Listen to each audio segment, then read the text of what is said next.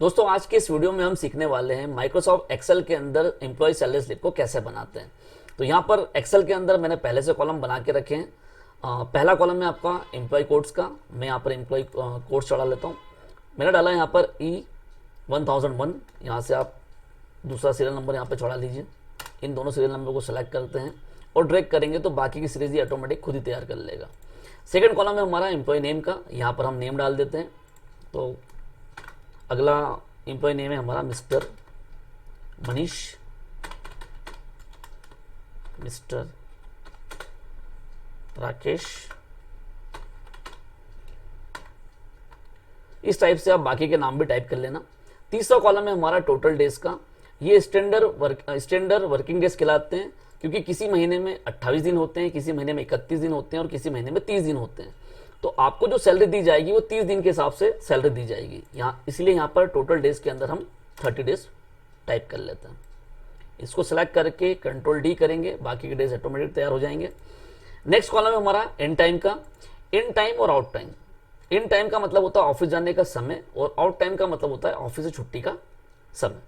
तो यहाँ पे मैं डाल देता हूँ मॉर्निंग का 10 AM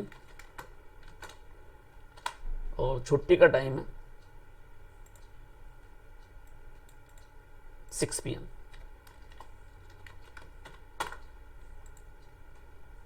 इसे भी सिलेक्ट कर लेते हैं। लगभग सभी का यही टाइम है। कंट्रोल डी करेंगे, सब जगह पेस्ट हो जाएगा। नेक्स्ट कॉलम है टोटल आवर्स का। तो एम्प्लॉय का जो स्टैंडर्ड वर्किंग आवर्स है वो हम यहाँ पर टाइप कर लेते हैं 8 आवर्स। सभी एम्प्लॉय का यही टाइम्स है। इसको भी मैं कंट्रोल डी कर लेता हूँ। अब हमें निकालना है यहाँ पे per day, per hour, over time, half day, absent. इस तरह से आपको बाकी कॉलम्स भी निकाल लेना है। तो सबसे पहले यहाँ पर मैं टोटल सैलरी चढ़ा देता हूँ। टोटल सैलरी मंथली सैलरी होती है जो कि हर एम्प्लॉय की फिक्स होती है। तो यहाँ पर उसके हिसाब से यहाँ पर टाइप कर लेते हैं सैलरी।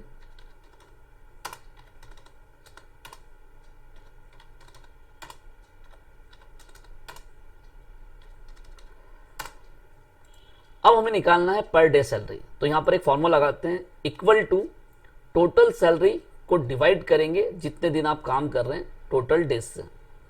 इंटर करने पे ये निकाल देगा पर डे सैलरी। अब हमें निकालना है पर आवर सैलरी, कि दिन की सैलरी उसकी 300 है, कितने घंटे वो काम कर रहा है 8 आवर्स। उस पर क्लिक करने पर ये निकाल देगा पर आवर सैलरी। सभी एम्प्लॉय की एक साथ निकालना है। डाटा को आपको सेलेक्ट करना है, फिर से कंट्रोल डी कर देना, एक साथ सभी की निकाल देगा। ये जो 3 कॉलम से over time, half day, absent, इसे बाद में आपको चढ़ाना रहता है। एम्प्लॉय के डिपेंड करता है कि वो ओवर टाइम या हाफ डे एब्सेंट कर रहा है। तो इसको मैं हाईलाइट कर देता हूँ। अब बात करते हैं प्रेजेंट की। यहां पर भी एक फॉर्मूला पुट कर लेते हैं, equal to total days minus absent. इस कॉलम को सिलेक्ट करते हैं, एंटर। इसे भी ड्रैग कर लेंगे। अब ये जो हमारा प्रेजेंट है, यहाँ पर अटेंडेंस शीट से आप एब्सेंट चढ़ा लेंगे एम्प्लॉय की, तो वो ऑटोमेटिक कैलकुलेट कर देगा कि कितने दिन वो एम्प्लॉय प्रेजेंट था। तो यहाँ पर 2 डेज में टाइप करता हूँ। यहाँ आप देखेंगे प्रेजेंट उसने ऑटोमेटिक कैलकुलेट कर दिया है, 28 दिन प्रेजेंट। अब बात करते हैं पीएफ की। पीएफ का फुल फॉर्म होता है प्रूडेंट फंड। रिटायरमेंट के बाद में या कंपनी छोड़ते समय आप इस पैसे को निकाल सकते हैं। ये जो पैसा है ये सैलरी में से डिडक्शन होता है। तो टोटल सैलरी का ये 12% कटता है। तो यहाँ से मैं एक फॉर्मूला पुट करता हूँ, 9000 को मल्टीप्लाई बाय 12 डिवाइडेड बाय 100। यहाँ पर एक अपने फॉर्मूला लगाया, एंटर। तो ये 12% के हिसाब से कैलकुलेट कर लेगा आपका पीएफ। इससे भी ड्रैग कर लेते हैं। नेक्स्ट है ईएसआईसी।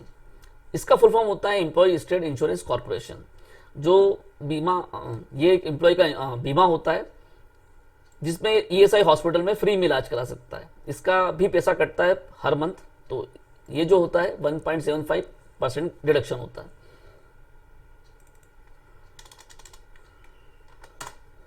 तो इसका फॉर्मूला से पुट कर लेते हैं पहले, equal to total salary multiply by 1.75 divided by 100। ये कैलकुलेट कर लेगा ऑटोमेटिकली। इससे भी ड्रैग करेंगे, बाकी चीजें ऑटोमेटिकली निकाल देगा। अब बात करते हैं डिडक्शन की, बोनस की और नेट सैलरी की। इन दोनों को बाद में निकालेंगे, पहले हम नेट सैलरी निकाल लेते हैं। इक्वल्स टू,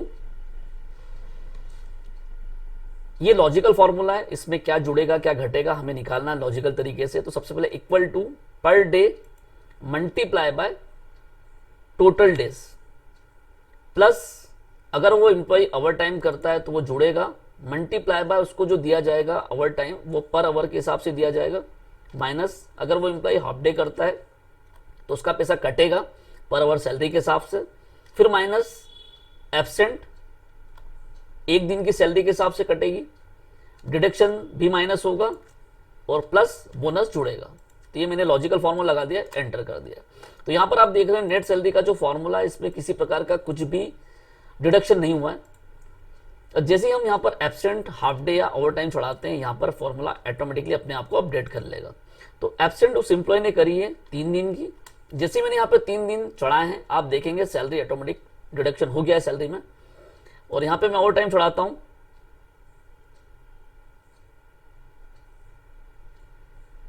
16 घंटे, तो 2 दिन की सैलरी वापस जुड़ जाएगी इसमें।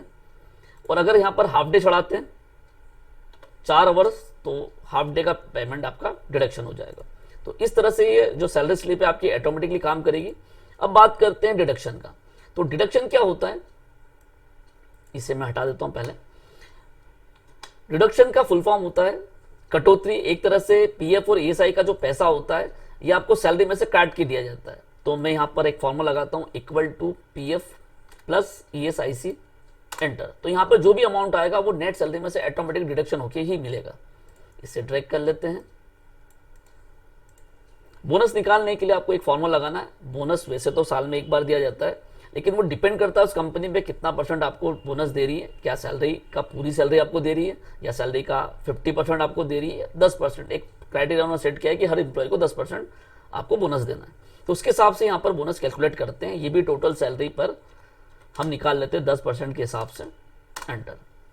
तो ये आ गया 900, ये नेट सैलरी में ऑटोमेटिकली जुड़ जाएगा।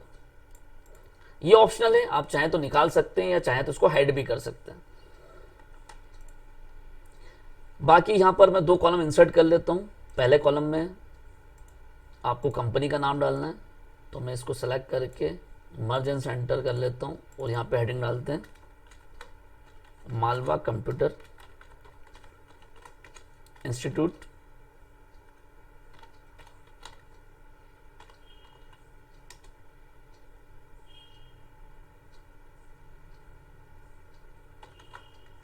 देवास। यहां हमारा एड्रेस आ जाएगा।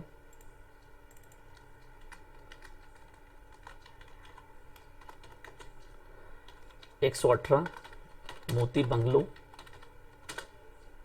3rd floor, near DCB bank, Dewas. और यहां पर एक और कॉलम इंसर्ट कर लेते हैं जिसमें किस मंथ की सैलरी है वो मंथ हम मेंशन कर देंगे। मंथ फरवरी 2023, 22, 23 सेशन डाल लेते हैं। बॉर्डर यहां से दे देंगे। हेडिंग को हमेशा बोल्ड आपको रखना है। हेडिंग का जो टॉप का कॉलम से इसको थोड़ा सा बड़ा रखना है बाकी कॉलम से। ये बात की सेटिंग से आप आपके हिसाब से कर लेना। बैकग्राउंड कलर अगर आप देना चाहें तो दे सकते हैं।